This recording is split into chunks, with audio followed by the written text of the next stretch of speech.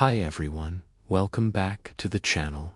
Today, we're stepping into the captivating world of the Edwardian era to explore what daily life was truly like for families living over a century ago.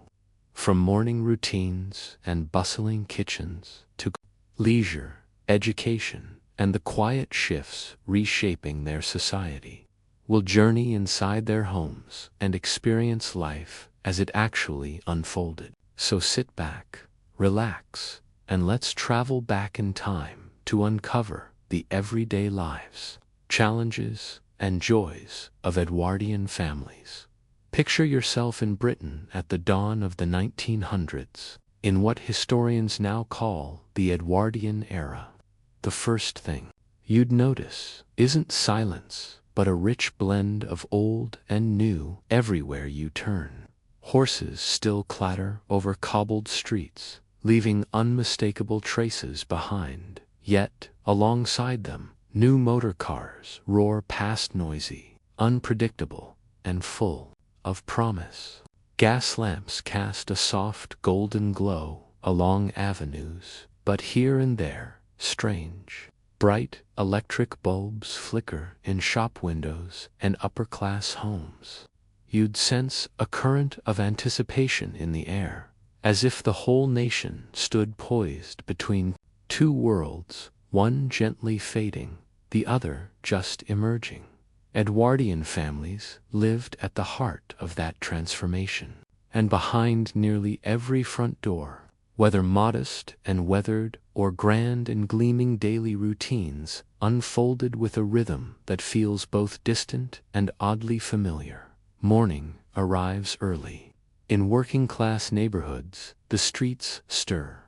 Before sunrise, the sound of boots on stone, distant factory whistles, and quiet door closings signal the start of countless days. Fathers and many sons, not yet fully grown, step out into the chill, shoulders already bearing the day's burdens.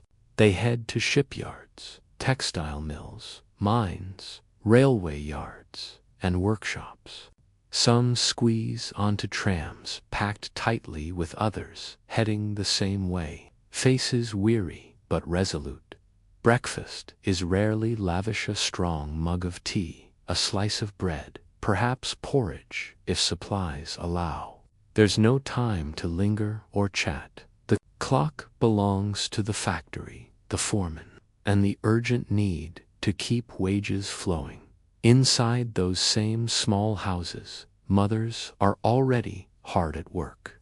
Fires must be coaxed back to life, coal carefully rationed, ash cleared, and kettles set to boil. Laundry soaks in tin basins, and children must be dressed, fed, and sent off, some to school, others to errands or apprenticeships. Nothing about the morning is leisurely. Every movement is purposeful, shaped by necessity.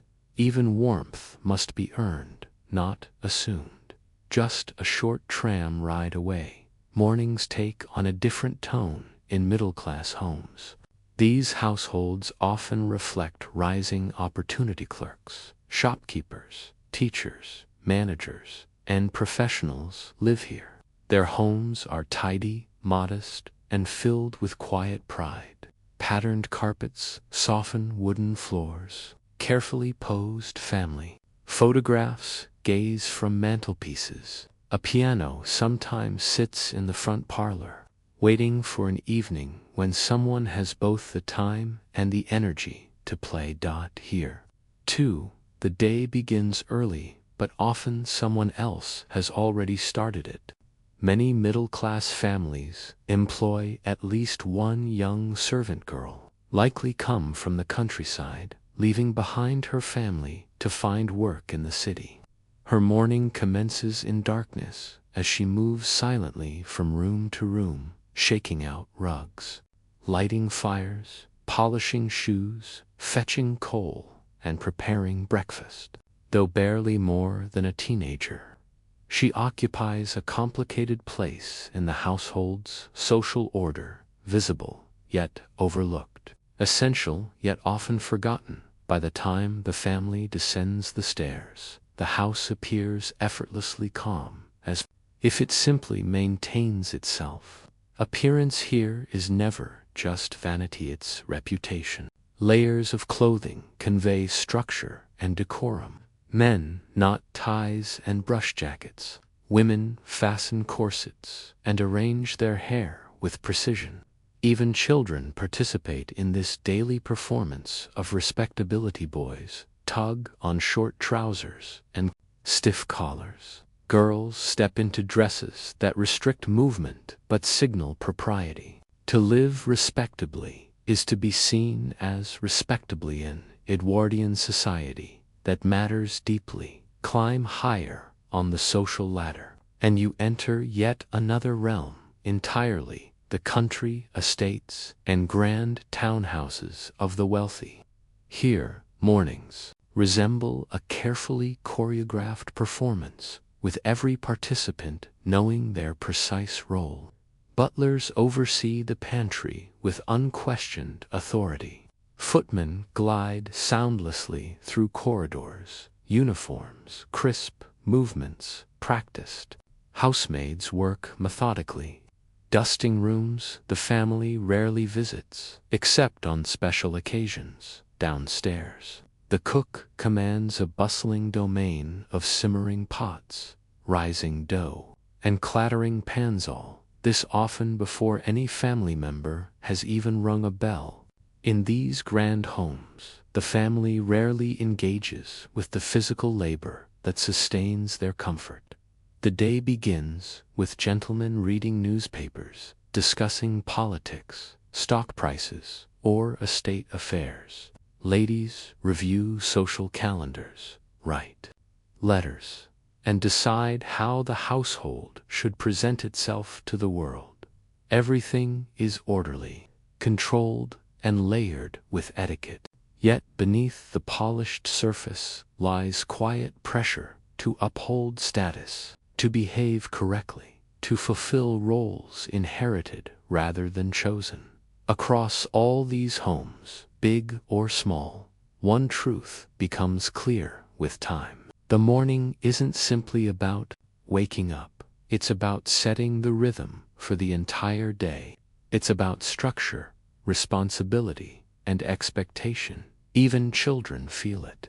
Some walk to school along crowded streets, slates and string-bound books in hand. School is strict and formal, governed by discipline.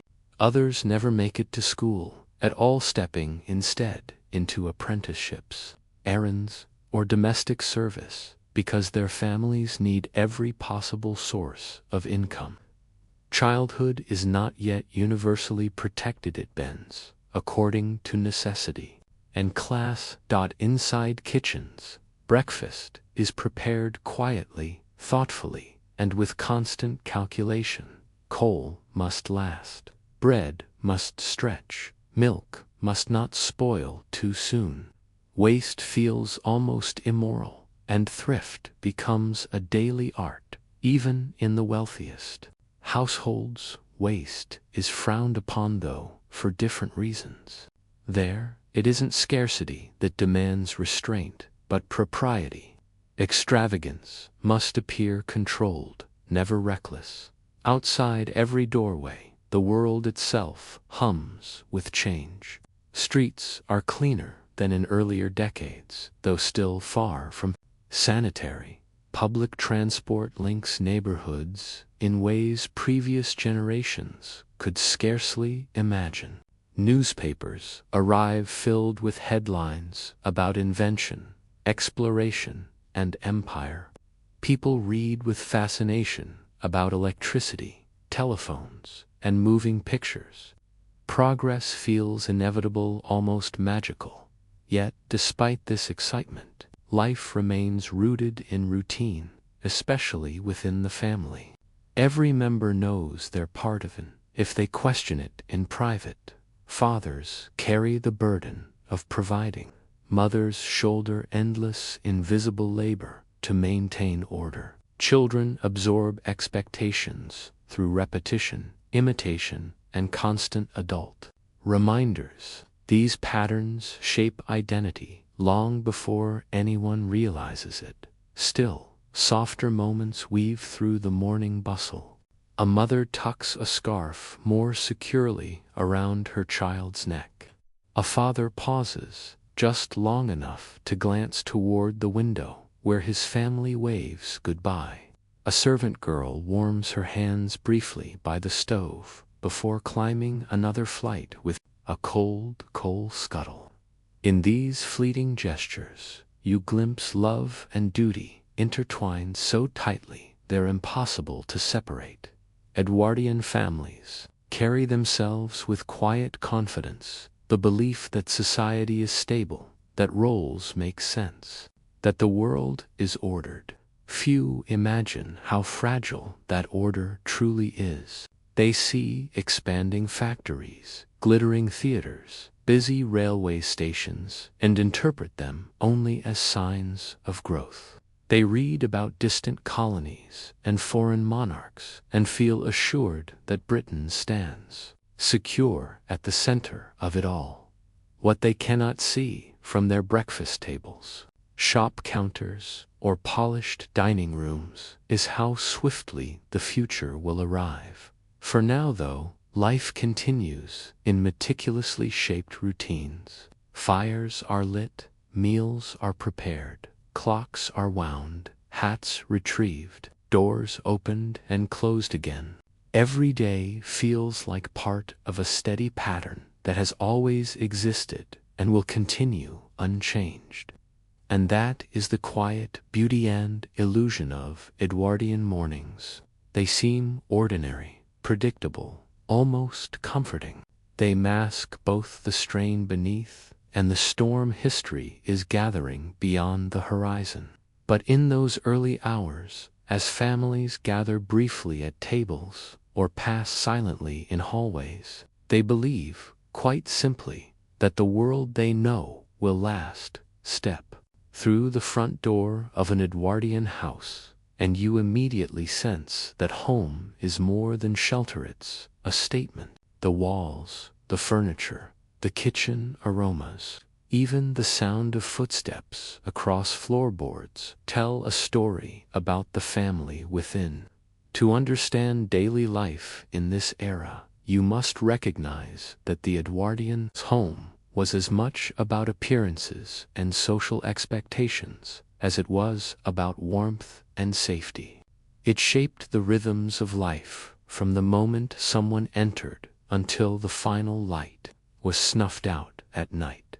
Begin in the neighborhoods where working-class families live, rows of small brick houses stretching almost endlessly. The front step is scrubbed regularly because the outside world judges you first by how your doorway looks. Inside, rooms are narrow, ceilings low, and space used with careful efficiency. The front room may be kept tidy and formal, reserved for guests or special occasions, if that means the family squeezes into the back room to live. Many homes share a yard with neighbors.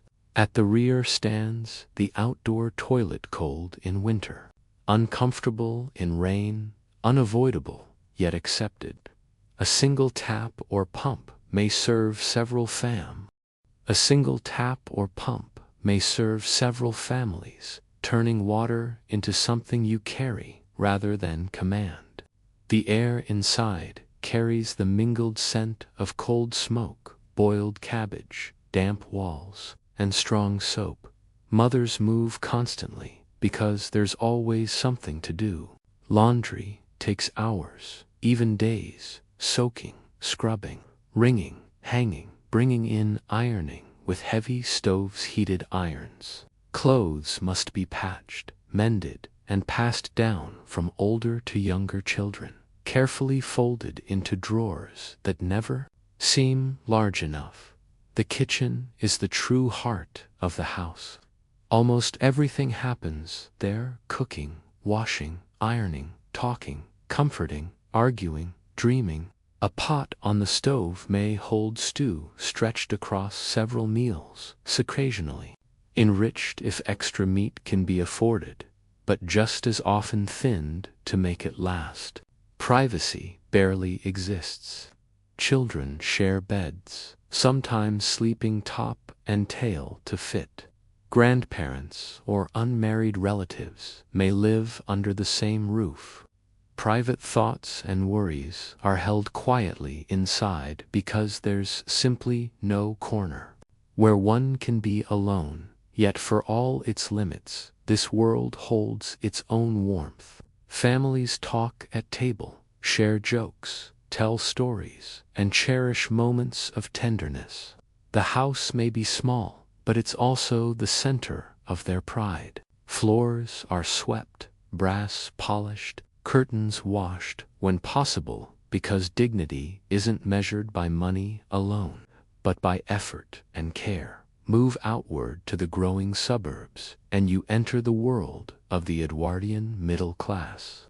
These homes are larger, brighter, designed with small gardens and decorative details that lend them character. A hallway leads into neatly defined rooms, sitting room for guests, a dining room for family meals, a kitchen at the back where much of the unseen work happens. Patterned wallpapers carry floral motifs. Framed photographs show weddings, stiffly posed children, and formal family portraits. On mantels and shelves sit souvenirs, seashells from a seaside holiday, delicate porcelain ornaments, carefully displayed books. These objects aren't random. They communicate respectability, culture, and aspiration. Electricity may be appearing, one room at a time. A single electric lamp, glowing with uncertain brilliance, becomes both marvel and conversation piece. Yet fireplaces still dominate rooms because heat remains local, not central. Families gather close to the hearth in winter, chairs arranged just far enough to avoid ash, but near enough to feel warmth. The crackle of coal becomes part of the evening's soundtrack. Upstairs, rooms serve specific functions: nursery for children, a study for the father's correspondence, and Bill's bedrooms that reflect one's status in the household. Even the staircase, the idea of upstairs and downstairs, begins long before you reach the homes of the wealthy.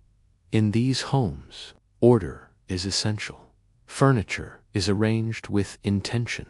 Ornaments are dusted daily. Calendars fill with social visits, church meetings, charity events, music lessons, or school functions. The house becomes both a retreat from the world and a stage where family life must appear proper. Women take pride in managing it even if they rely on a servant for help. They plan meals, supervise cleaning, organize gatherings, and ensure children behave in ways that reflect well on the family. A mother's labor is quiet, constant, and often invisible, the steady hand keeping the household clock ticking. Then there are the homes of the wealthy, where the boundary between public grandeur and private life becomes stark. Approach one, and you're greeted by sweeping driveways, manicured lawns, and elegant facades designed to impress. Inside, spacious entry halls open into rooms adorned with polished wood, velvet drapes, oil paintings, and elaborate carpets. Every object seems chosen to declare status: crystal chandeliers, grand pianos gleaming in corner parlors, gilded mirrors reflecting vast rooms back upon themselves. Yet this magnificence rests on layers. Beneath the family's living spaces lies a hidden world of servant passages, kitchens, storerooms, and quarters, the invisible infrastructure that makes elegance possible. Bells hidden in walls connect rooms to a board in the servants' hall. When one rings, a maid hurries silently to respond. Servants move swiftly but discreetly, expected to be efficient but rarely to intrude. The household is divided by both physical and social boundaries, not hostile, but unmistakable. Children in these homes are raised under strict routines managed by nannies and governesses, often spending more time with caregivers than parents. They eat in nurseries, not dining rooms, until old enough to join adult conversation. Even family dinners follow ritual patterns, multiple courses served in precise order, with strict rules about who speaks, who sits where, and how everyone behaves. The home becomes not only a place of comfort, but a training ground in manners, self-control, and class identity. But for all the differences in comfort and wealth, something unites all Edwardian homes: the belief that the household is the anchor of life. It's where dreams take shape and disappointments settle. It's where news is absorbed, births, illnesses, job changes, opportunities, losses. Walls witness as much laughter as sorrow.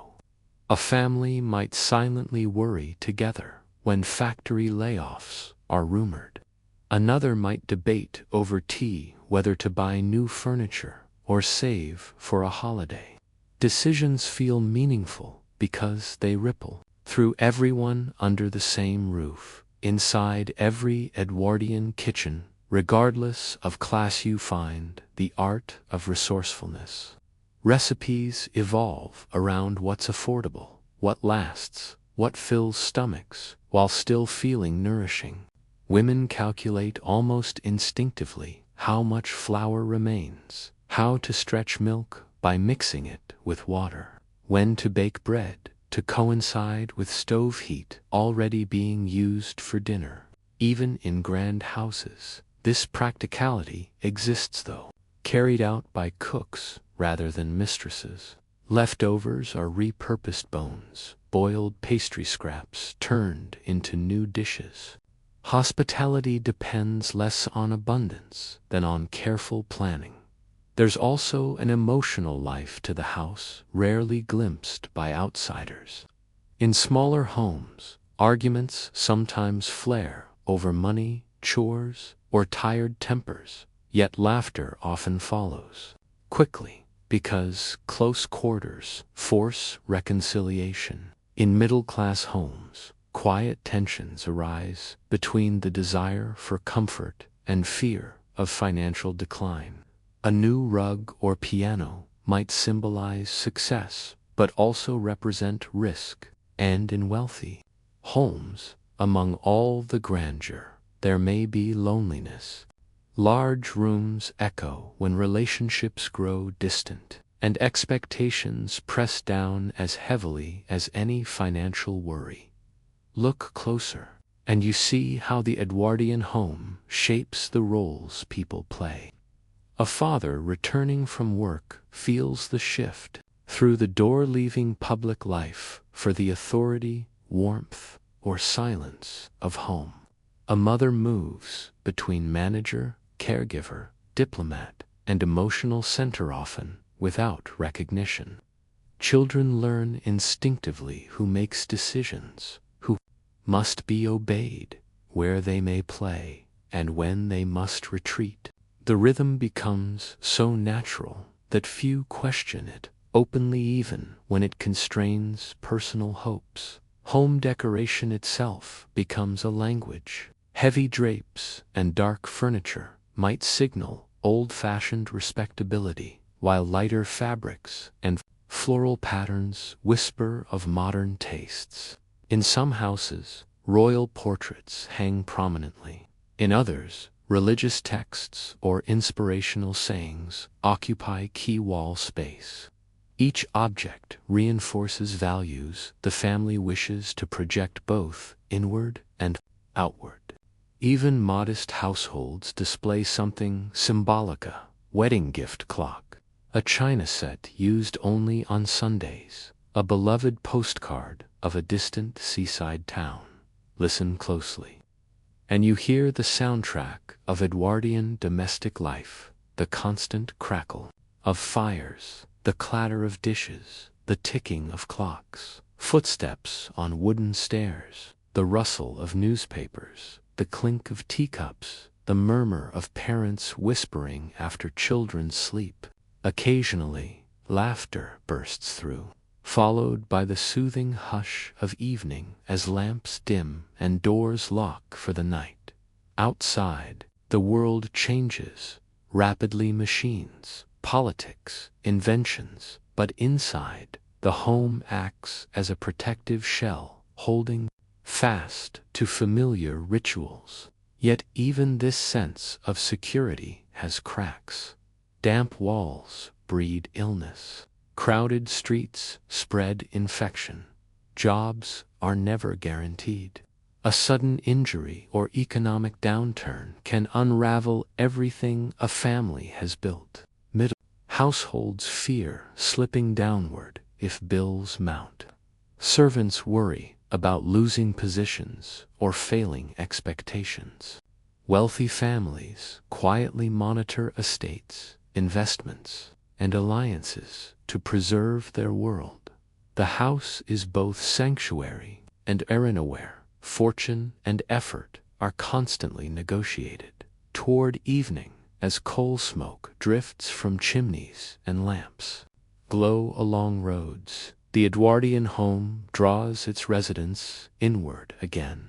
Children return from school or errands, fathers from workplaces, mothers and servants from endless chores. Supper brings people together, whether around a scarred wooden table or a polished one adorned with candles. Conversation might range from mundane details to dreams of what life could become. Afterward, some families gather by the fireplace to read aloud or tell stories. Others simply rest, listening as the house settles into quiet.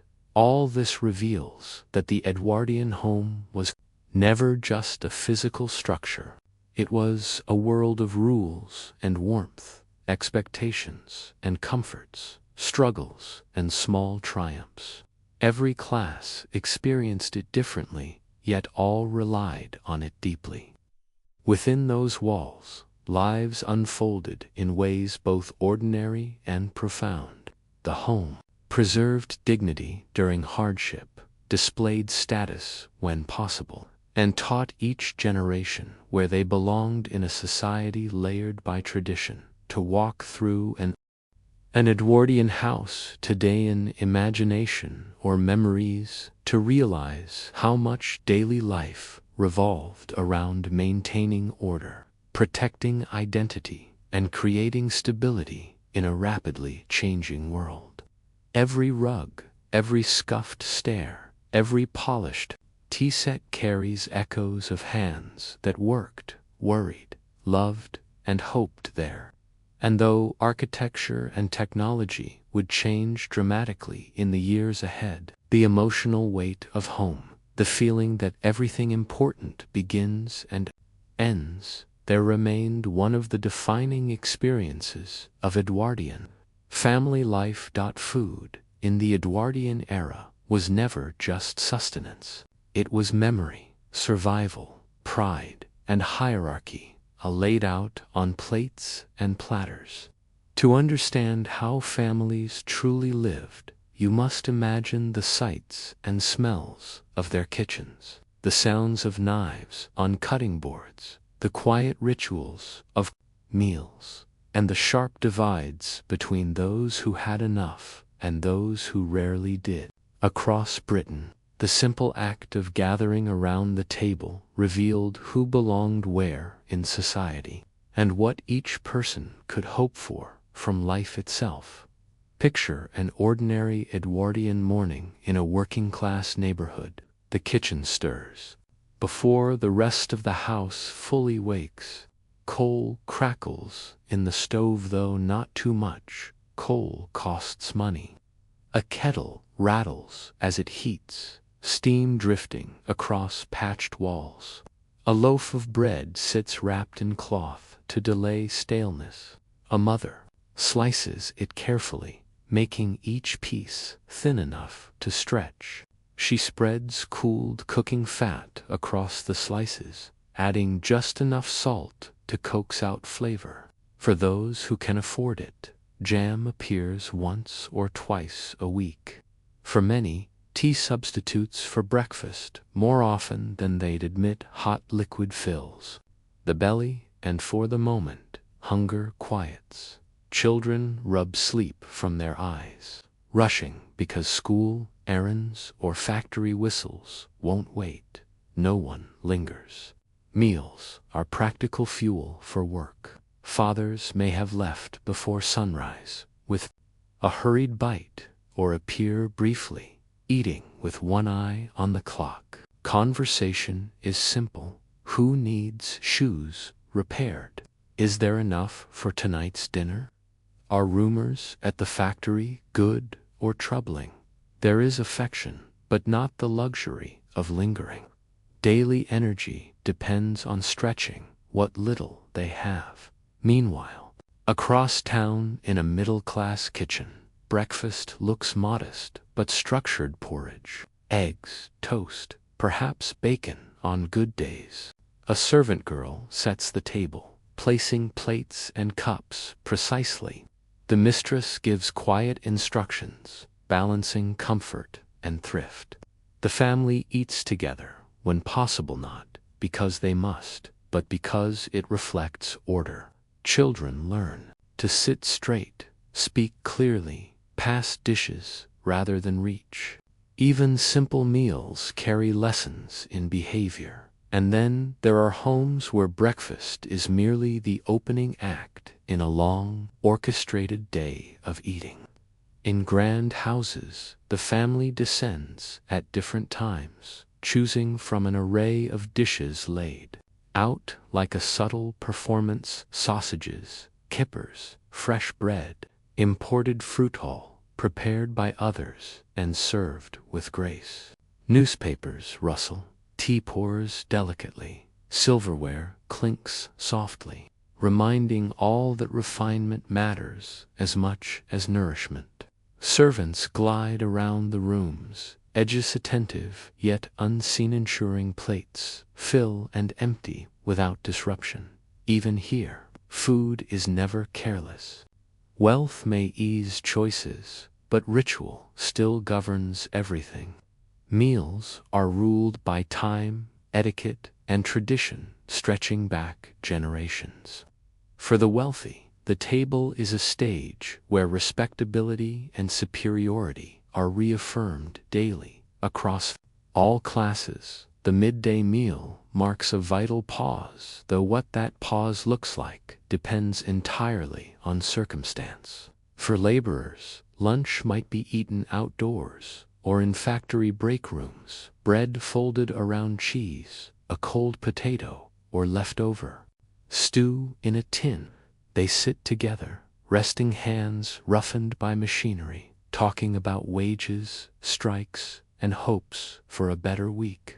The meal is simple, but it binds people together. In those brief moments, laughter erupts, frustrations pour out, and worries lighten. Middle-class homes might serve a lighter midday meal, sandwiches or soup, saving the main dinner for evening. When the family can reunite, housewives plan menus with careful attention to cost, flipping through cookbooks or handwritten recipe collections, mentally noting which ingredients stretch furthest. They've learned to master not just cooking, but accounting, transforming shillings into meals in grand dining rooms. Luncheon may include multiple delicate courses: consomme, cold meats, salads, tarts eaten with deliberate pacing. Each element has its proper dish, proper fork, proper serving method. These spaces, with high ceilings and polished wood, exist partly to impress guests and partly to reinforce a social order mirroring the wider world. Here, scarcity feels distant, though it quietly shapes the lower floors where servants measure their own portions as evening approaches. The most symbolic meal emerges: dinner. For working families, dinner is more than warmth, it's hope. A pot simmers patiently, built from whatever could be found or afforded: vegetables softened in broth, scraps of meat for flavor, barley to thicken. Children wait eagerly, sometimes dipping bread into stew before being told they may begin. A rare Sunday roast becomes a week's highlight, not just for the meat, but for the rituals around it. Families sit longer, talk more, sometimes even forget the day's hardships. Mothers perform near miracles in these kitchens, balancing hunger, health, and tight budgets with constant creativity.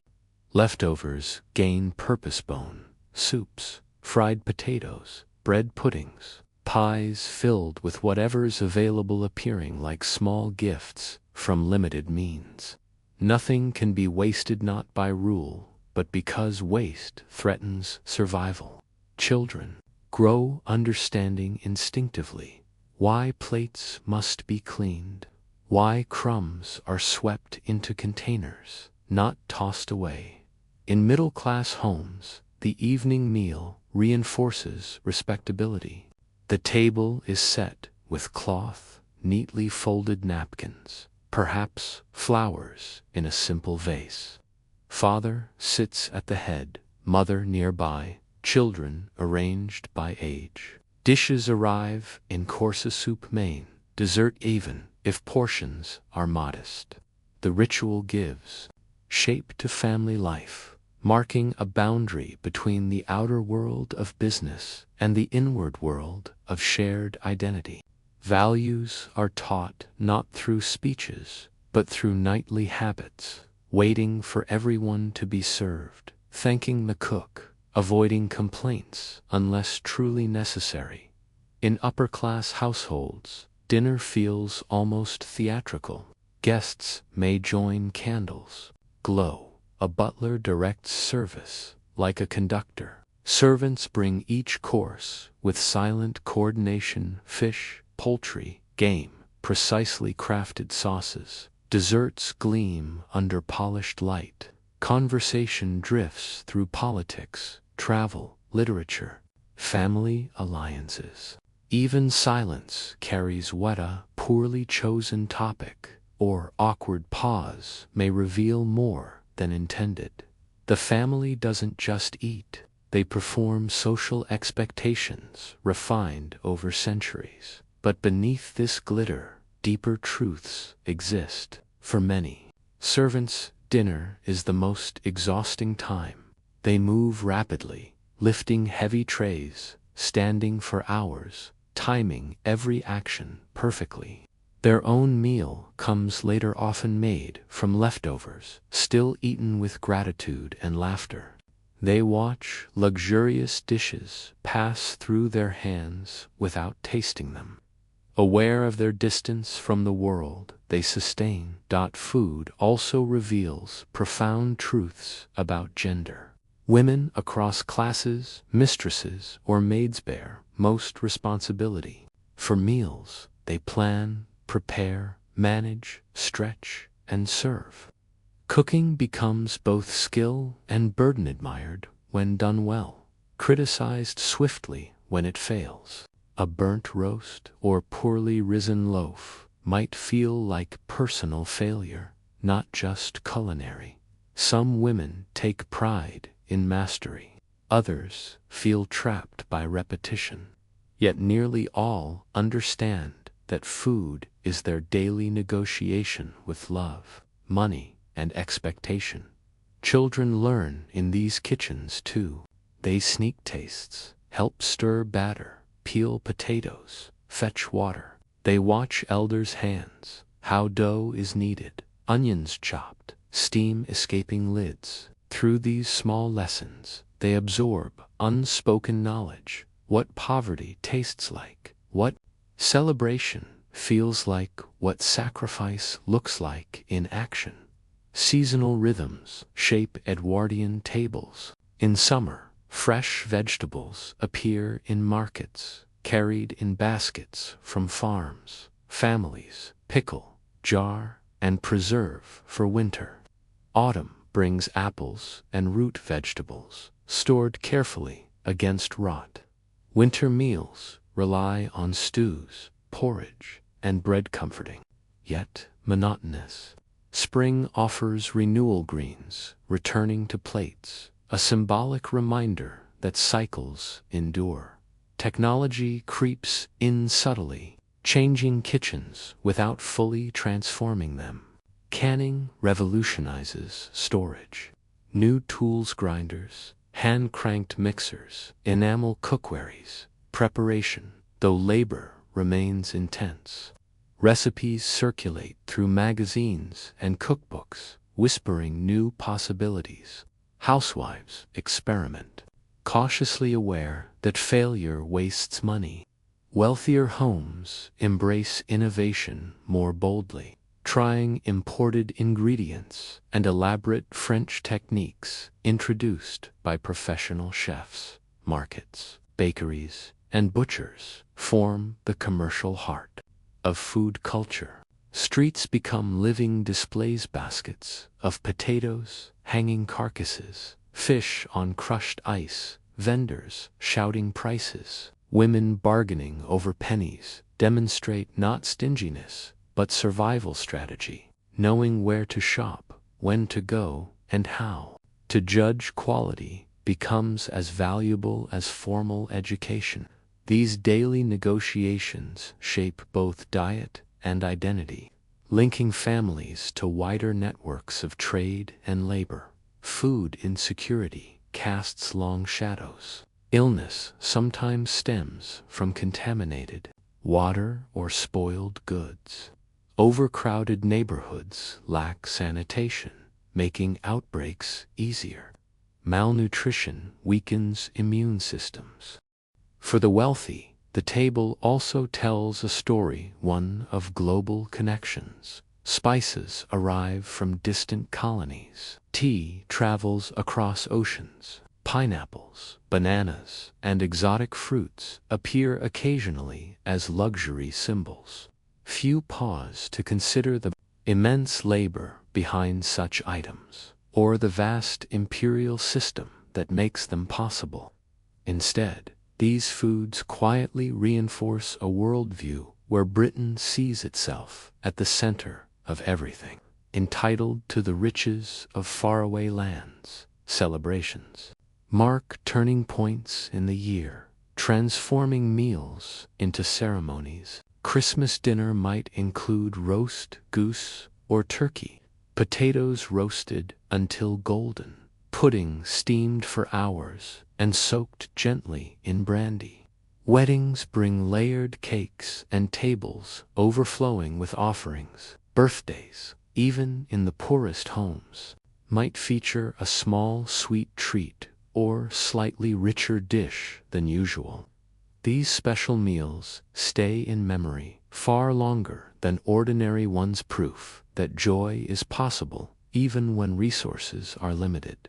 But beyond feasts and scarcity, there is something more intimate about Edwardian meals. The table is where secrets sometimes surface, where parents announce decisions, where children confess mistakes, where tensions erupt or heal. A son might speak of wanting to leave school early to earn wages, and the conversation turns heavy. A daughter might timidly reveal dreams of work or study, testing the boundaries of the roles assigned to her.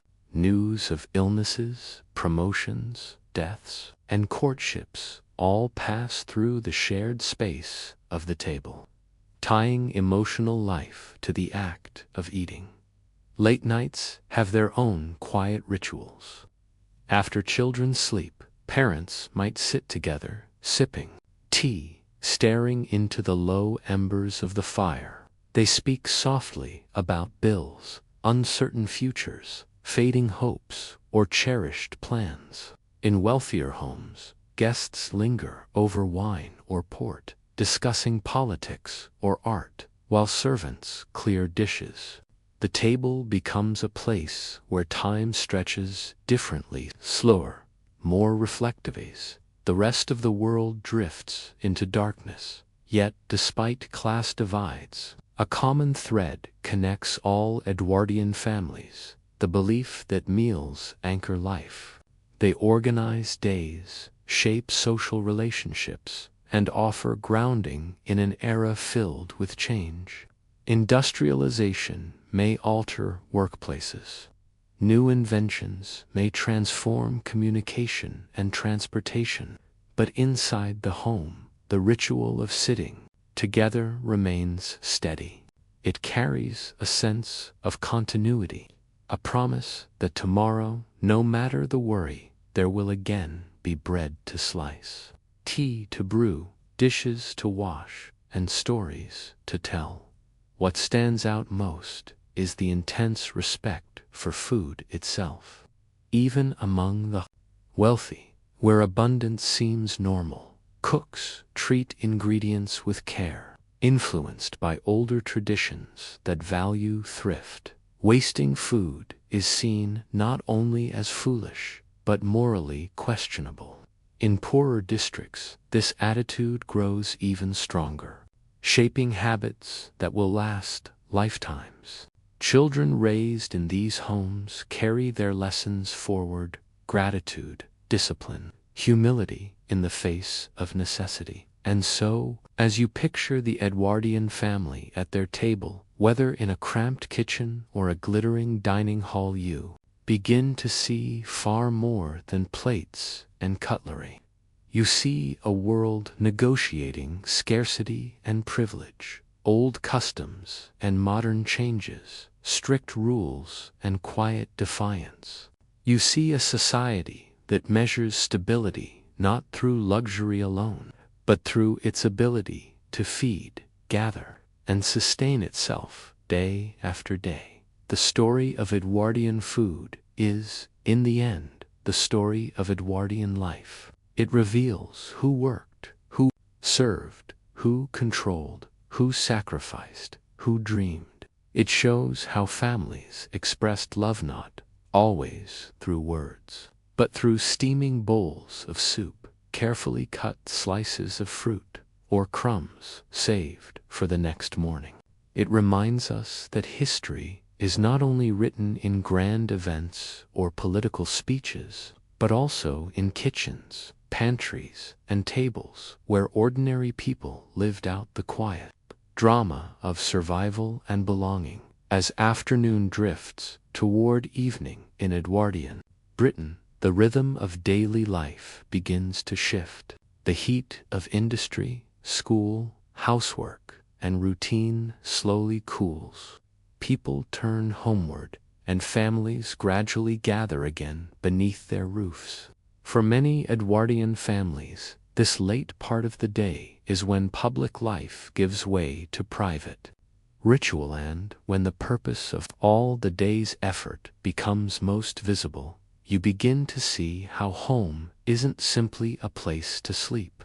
It is a stage on which social values, hopes, and quiet struggles are played out. The first to arrive are often the children who attend school. They spill out onto streets and lanes in clusters, shoes scuffing gravel, arms full of worn books.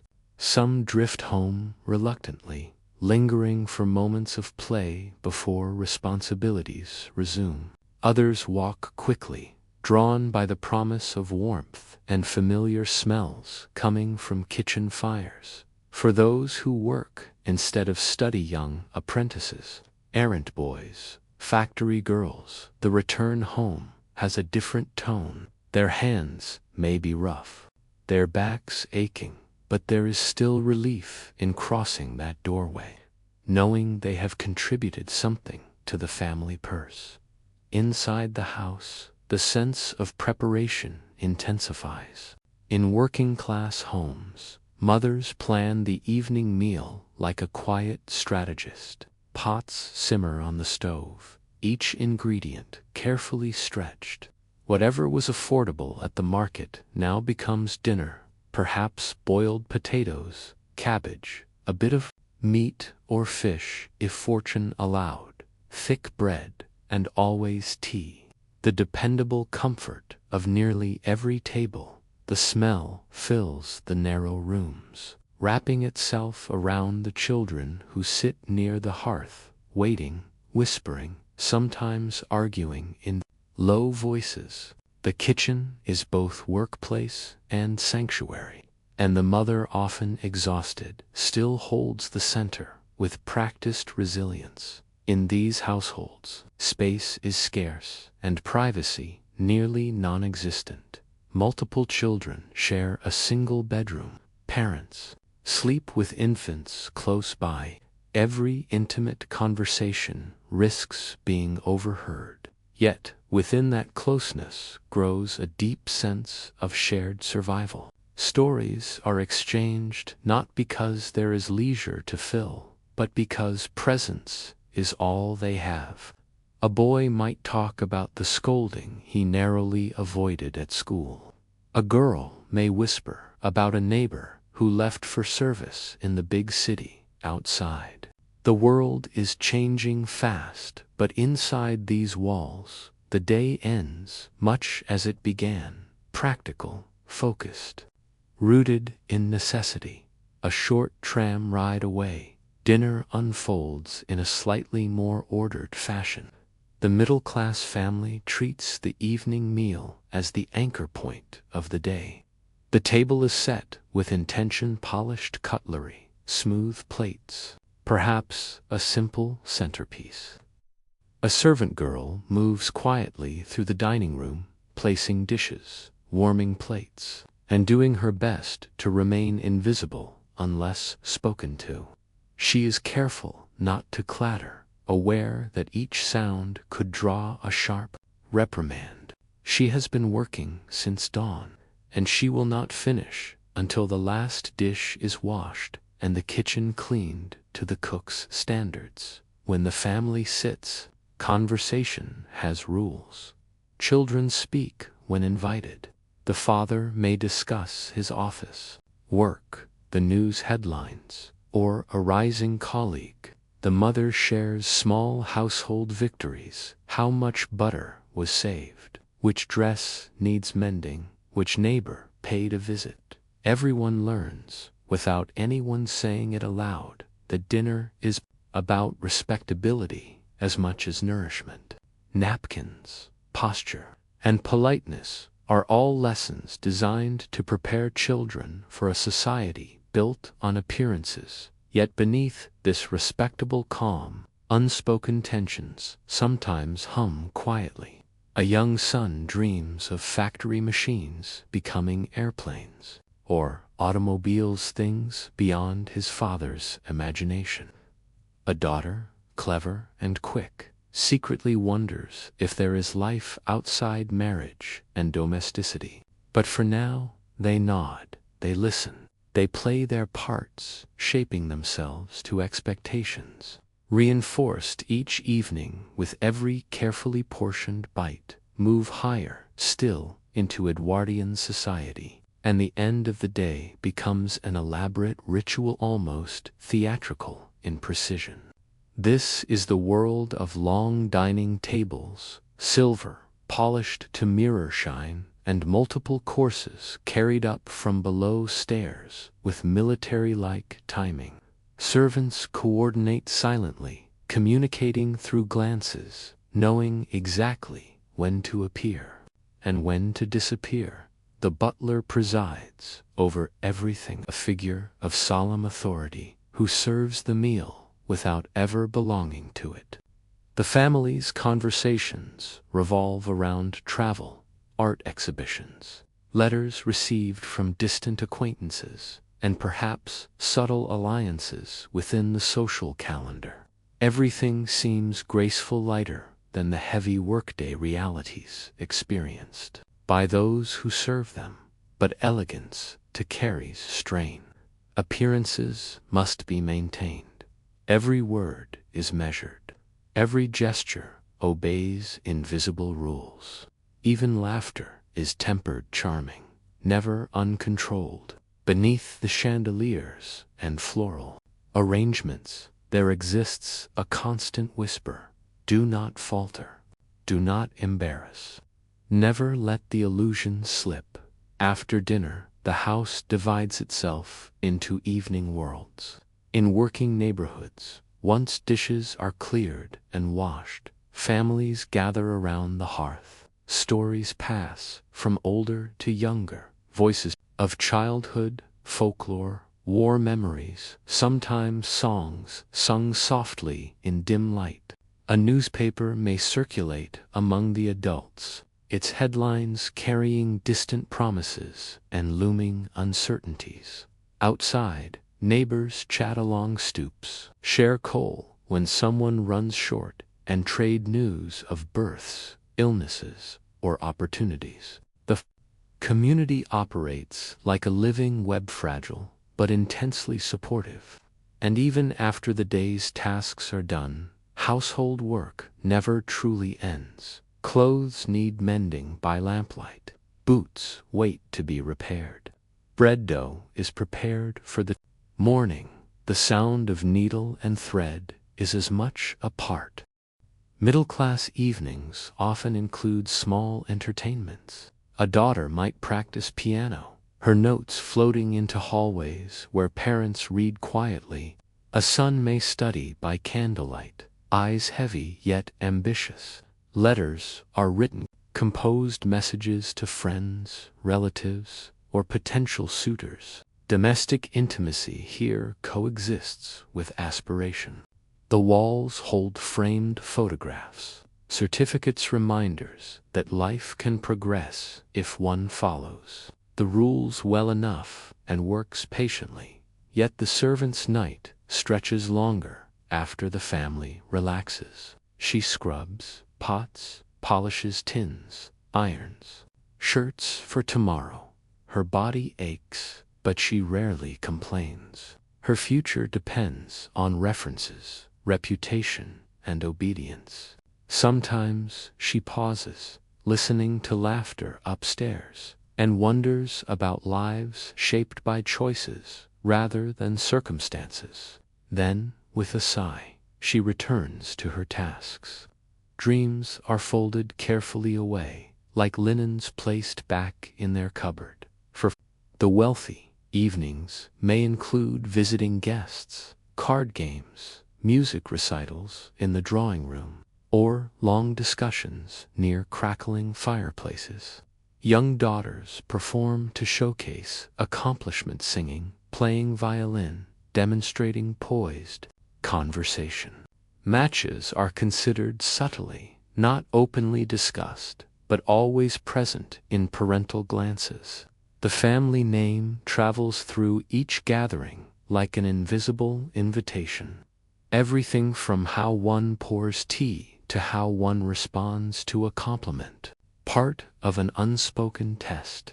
Still, beyond class and privilege, there are common threads binding all Edwardian families.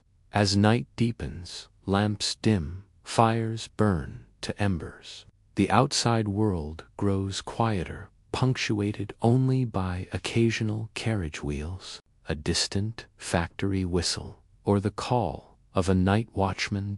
Inside bedrooms, routines unfold with familiarity. Children kneel for evening prayers, whispering hopes for safety, success at school, or a loved one's improved health. Parents tuck blankets tight, checking windows, securing doors. Even those who have little still cling fiercely to dignity. Water in a basin, a folded shirt laid out for the morning, shoes positioned side by side like small promises. Sleep, however, is not entirely restful for everyone. Workers worry about layoffs or injuries that could plunge the family into crisis. Mothers wonder whether the cough in a child's chest will pass or worsen. Servants fear mistakes that could cost them their position. And, among the upper class, concerns take different shapes: pressures to sustain social rank, to manage estates wisely, to marry advantageously. Anxiety follows wealth just as surely as it follows poverty, only disguised more elegantly. Beyond these private concerns lies a broader unease that few can yet name. The newspapers speak of alliances, arms races, political tensions, and distant conflicts. But for now, they seem remote issues to be discussed, not lived.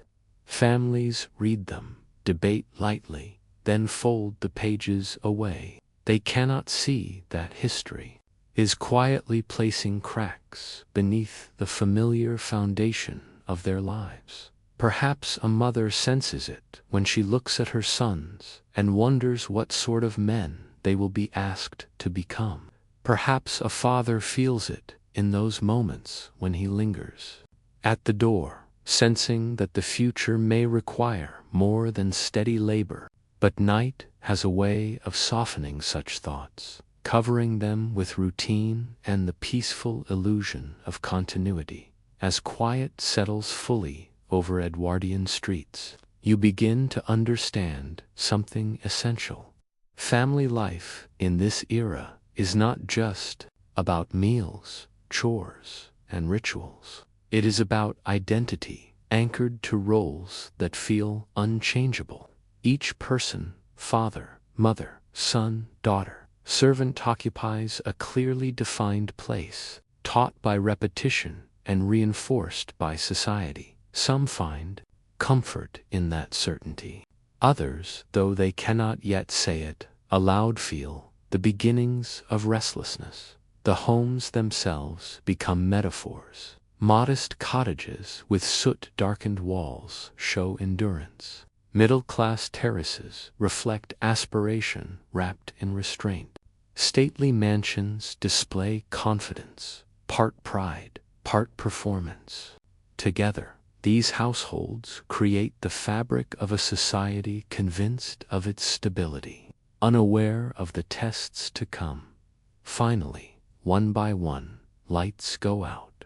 Coal settles to quiet gray crumbs. The last footsteps fade upstairs. Across cities and countryside estates, Edwardian families slip into sleep, believing that tomorrow will resemble today: predictable, ordered, governed by the same timetables and traditions. The fathers will rise to work. The mothers will manage households.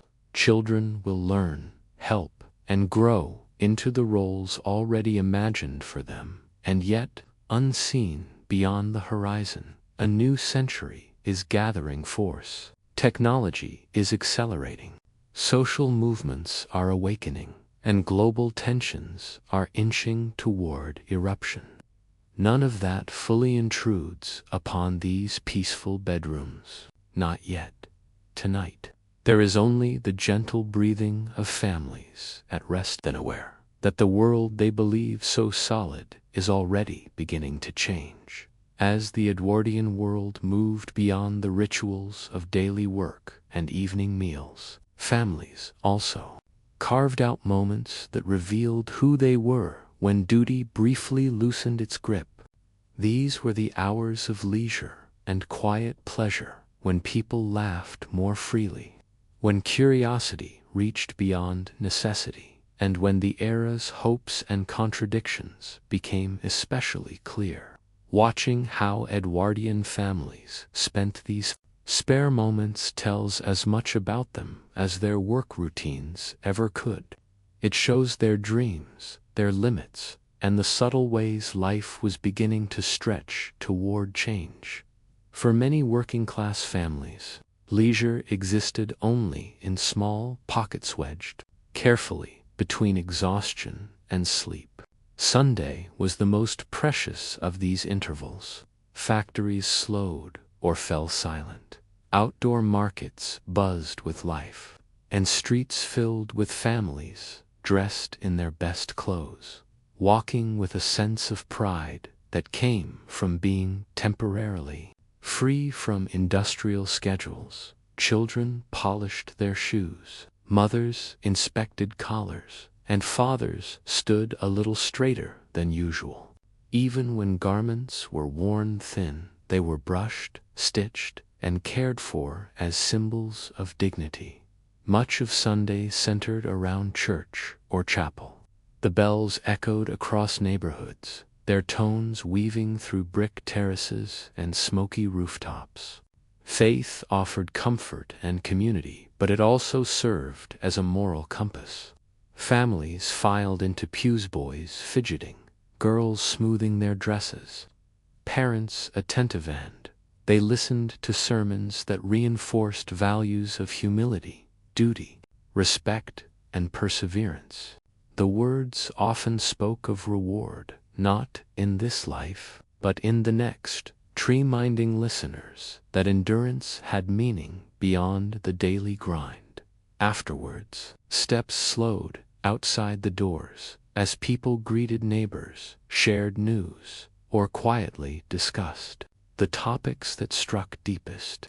Yet, leisure wasn't only solemn. After church, picnics might be laid out in public parks, one of the era's great democratic spaces. These green areas, planned and cultivated by reformers who believed in the moral power of nature, invited families to breathe, rest, and simply be together. Children rolled hoops or kicked balls. Parents spread simple meals on blankets, and music sometimes drifted from a nearby bandstand. For just a few hours, the city's noise receded. The air felt lighter. People remembered that life could hold moments of gentleness, even within hardship. For other families, leisure might mean a visit to the seaside, a longed-for holiday that required saving pennies over many months. Trains made such escapes more accessible than ever before. When the chance finally came, children ran toward the shoreline with cries of delight. Shoes abandoned, trousers rolled above the knee, skirts lifted just slightly to avoid the surf. Vendors sold sticks of rock candy, bright umbrellas dotted the sand, and laughter rode the wind.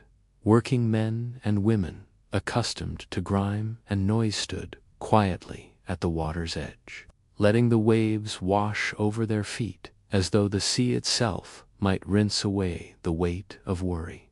Meanwhile, leisure for middle-class families unfolded with greater predictability and polish. Afternoons might be devoted to tea in the drawing room, fine china, small cakes, neatly sliced bread and butter, and carefully measured conversation. Guests were invited, introductions practiced, and social etiquette rehearsed like a script. The drawing room became a stage where manners mattered as much as companionship. Children observed from the edges, absorbing lessons about composure, diplomatic smiles, and careful phrasing. It was here more than in any classroom that they learned the subtle language of respectability. Books, too, played a central role in leisure. Shelves lined with novels, volumes of poetry, travel journals, and scientific works hinted at dreams of intellectual expansion. Parents encouraged reading partly out of moral belief that good literature shaped strong character, and partly from ambition. To be well read was to signal advancement, education, and possibility. A son might lose himself in adventure stories about explorers braving unknown lands, while his sister, though limited in what society expected of her future, find herself quietly inspired by heroines who exhibited intelligence, resilience, or courage. Music filled many middle-class evenings. The family piano stood not merely as decoration, but as proof of cultivation. Daughters spent years practicing scales, learning songs that could be presented to guests as evidence of refinement.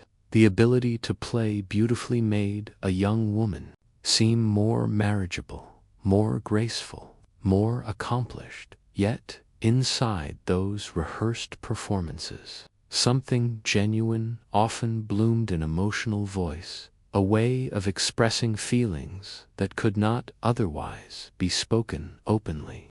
Fathers might pause from reading the paper simply, yet inside those rehearsed performances, something genuine often bloomed in emotional voice, a way of expressing feelings that could not otherwise be spoken openly. Fathers might pause from reading the paper simply to listen, smiling faintly. That domestic life held beauty beyond responsibility.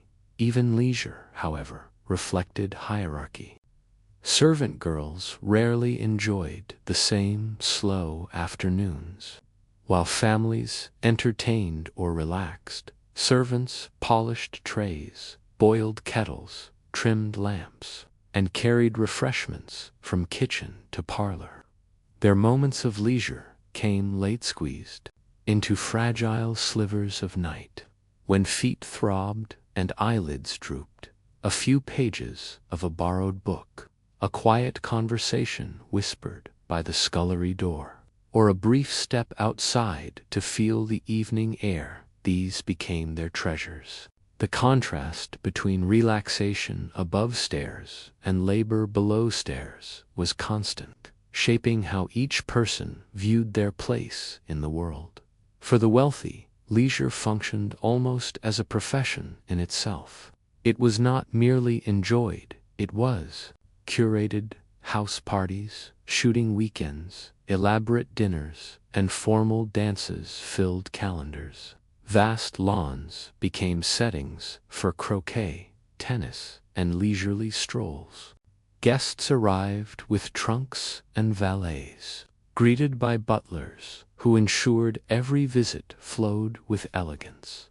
The rituals of hospitality reinforced alliances, encouraged advantageous marriages, and subtly measured social standing. To refuse an invitation at the wrong moment could ripple into gossip. To host poorly could damage reputation for years. Leisure here was both pleasure and performance. Carriages rolled through manicured grounds.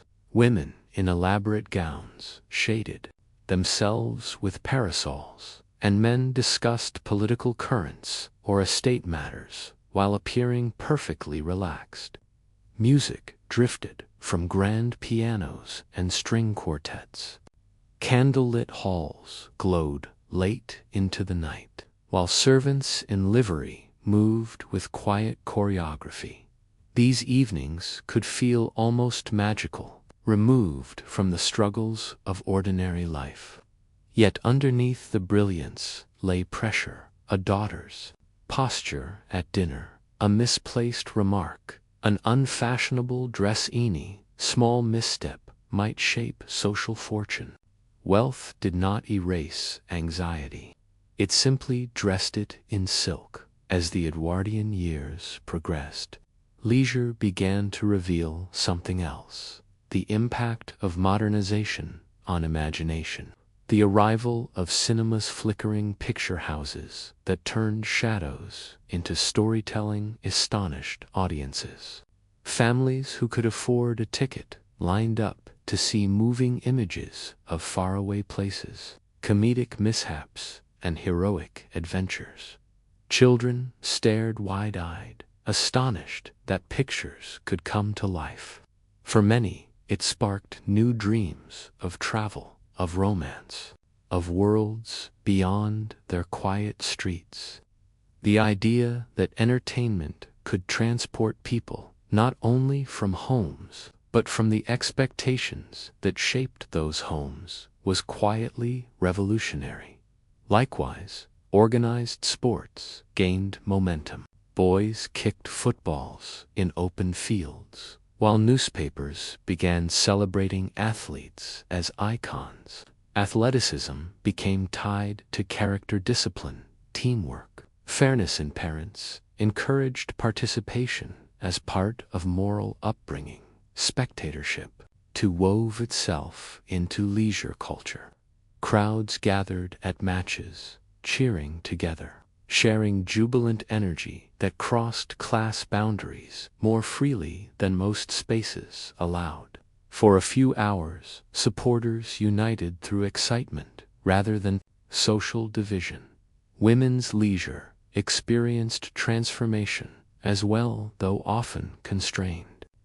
Middle-class ladies formed reading circles, charity organizations, and social clubs, ostensibly focused on improvement or benevolence. These gatherings quietly nurtured discussion about rights, education, and independence. Mothers brought daughters along, exposing them to conversations that hinted that their futures might not need to be as limited as tradition insisted. These seeds of change were planted gently, without open rebellion, but they grew nonetheless. At the same time, the fashion of strolling along promenades, especially in seaside towns or city parks, created spaces where families displayed themselves publicly. Clothing served as visual language. Hats, gloves, and tailored garments communicated status. People walked not only for air and exercise, but to be seen and assessed in this world. Reputation floated quietly beside every individual like a shadow. A misbuttoned coat, a scuffed shoe, or behavior perceived as inappropriate could draw silent judgment. Leisure, therefore, was never entirely free. It existed inside invisible boundaries. Evenings provided another canvas for leisure. Lanterns and gaslights transformed city streets into glowing ribbons, inviting families to theaters and music halls. Comedy acts, singers, acrobats, and dramatic productions entertained audiences from all classes, though theaters themselves remained socially stratified. Boxes and balcony seats offered privacy and prestige. Cheaper gallery seats overflowed with laughter, cheers, and occasional heckling. The performances reflected life exaggerated, dreams heightened, sorrows made poetic, injustices dramatized. People left with minds buzzing, hearts lighter, and sometimes with quiet reflection about their own circumstances. Yet leisure could also deepen inequalities. While middle-class children practiced piano or attended school picnics, working-class children sometimes passed evenings selling newspapers, helping with home-based piecework, or caring for younger siblings. Their games were quick, improvisational skipping, ropes, marbles, chalk drawings on worn pavements, squeezed in between chores. Their imaginations still flourished, but responsibility pressed on them too soon. Family storytelling bridged many divides. Grandparents recounted tales of earlier decades' Victorian hardships, rural memories, or dramatic moves to bustling cities. These stories stitched generations together, reminding children that history did not live only in books but in the lives of people they loved. Around fireplaces and kitchen tables, laughter mingled with cautionary wisdom. Courage, sacrifice, and resilience were preserved not by formal schooling, but by spoken word, passed quietly through time. Perhaps the most revealing aspect of Edwardian leisure was how strongly it revolved around community. Village fetes, seasonal fairs, and neighborhood celebrations gathered families into shared joy. Bright ribbons fluttered on poles, sweets filled stalls, and games invited both children and adults to participate. dancing under strings of lanterns. People forgot class differences for a few hours, swaying to melodies that belonged to everyone. These gatherings reminded families that despite strict hierarchies, they occupied the same fragile world, dependent on one another more than society often admitted. Behind all these activities, however, hovered the deeper purpose of leisure restoration, the relentlessness of work, the pressure of expectations, the discipline demanded by social norms. Of it required release. Without moments of laughter, music, conversation, or reflection, the Edwardian structure might have cracked sooner than it did. Leisure acted as a quiet, safety valve, soothing tensions before they erupted and helping families maintain balance between duty and humanity. Yet leisure also whispered change. As people read new books, watched new films, attended rallies, or overheard debates about suffrage and labor rights, they began to imagine alternate futures. Workers started to question whether days must always be so punishing. Women wondered why intellect should remain confined to parlors and piano lessons. Young men viewed the world not only as a ladder of obedience, but as a stage of possibility. Leisure unintentionally became a classroom for dissatisfaction, a place where minds had just enough space to explore different possibilities. Technology played an intriguing role in this evolution. Telephones began to creep into wealthier homes, knitting communication more tightly and shrinking emotional distance. Gramophones allowed music to travel into living rooms without the need for performers, transforming rainy evenings into intimate concerts. Cameras captured frozen moments of family outings, children squinting against the sun, mothers smoothing hair just as the shutter clicked, thereby preserving emotion in a way previous generations had never experienced. Photographs turned ordinary moments into memory anchors, reminding future viewers that even simple Sundays held private worlds worth remembering. Still, leisure was never evenly distributed. Some families lived so close to the edge that rest itself felt dangerous. A pause meant lost wages. Lost wages could mean hunger. For them, leisure became largely spiritual rather than material, a shared joke, a lullaby, a stolen moment watching sunset over factory chimneys. Their resilience created beauty out of scarcity, making even tiny graces meaningful. As we observe these families, another truth becomes evident. Leisure shaped not only how they lived, but how they loved. Walks taken together, letters exchanged across distances, board games played by lamplight, and quiet moments spent sitting side by side. These experiences wove emotional intimacy into the fabric of daily survival. They taught children that connection mattered. They reminded adults why work was endured. Without leisure, relationships would have become purely functional, stripped of warmth. With it, the Edwardian home, despite its strictness and inequalities, still pulsed with human tenderness. And beyond, every park bench, concert hall, and seaside promenade stretched a horizon unknowingly darkening. The laughter at fairs, the music drifting from ballrooms, the applause echoing inside theaters, all would soon be pierced by world-shaking events. But at that moment, the Edwardian family did not sense impending rupture. They believed leisure was simply a pleasant. They taught children that connection mattered. They reminded adults why work was endured. Without leisure, relationships would have become purely functional, stripped of warmth.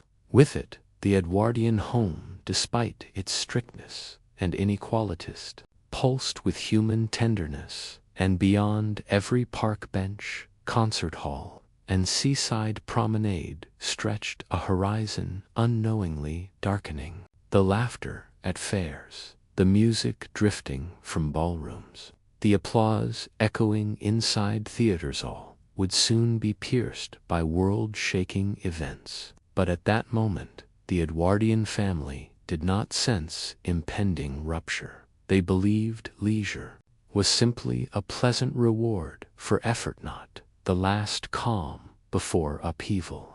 They rested, they celebrated, they planned holidays and dances and summer excursions, unaware that history was quietly counting down.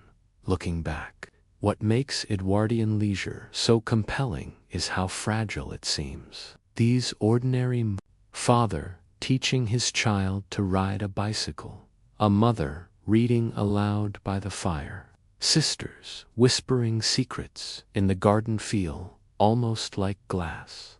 They glimmer gently, holding light, yet any sudden shock could shatter them. We know what lies ahead, they did not. And so when we imagine these families scattered across towns and countryside, filling their evenings and weekends with small joys and rituals, we see more than nostalgia. We see the last chapter of a world that believed order was permanent and progress was gentle. Leisure allowed them to dream, but those dreams were still framed by rules formed in an earlier century. They were stretching, yes, but not yet breaking free. Soon, however, pressures of politics, industry, technology, and social reform would challenge those old structures in ways no one could fully predict. But before that reckoning came, Edwardian families cherished their moments of companionship and escape, clinging to them as proof that life was more than obligation. In gardens, theaters, parks, parlors, and along endless shorelines, they built memories, not knowing how precious they would become.